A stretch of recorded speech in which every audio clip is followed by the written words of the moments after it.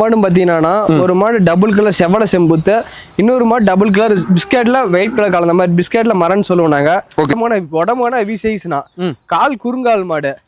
ரெண்டுமே கறவை பார்த்தீங்கன்னா ஒரு நாளைக்கு 40 லிட்டர் கறவை, ஒரு 20 லிட்டர் பயப்பட தேவையில்ல. ரெண்டுமே ஜெர்சி ஒரிஜினல் பிரீடு மோட்டி டைப்பான மாடு. ரெண்டும் கொம்பு இல்லாத மாடு, பிறவி மொட்டை கொம்பு கிடையாது. Okay brother.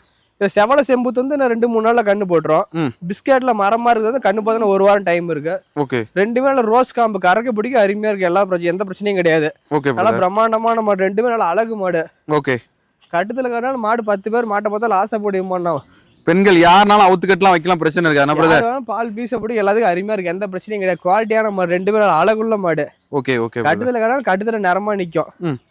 நல்லா மொகல சேர்ந்து பாரு, ரெண்டு அக்கா தங்கச்சி, ரெண்டு குட்டகால் மாடுனா, ரெண்டுமே குட்டகால் மாடு. மொக லட்சணத்துல அருமையான மொக லட்சணம்லாம்.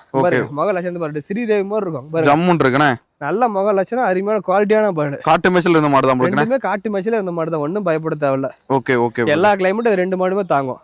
Okay brother. எந்த கிளைமேட் போனாலும் தாங்கலன்னு குறை வராது.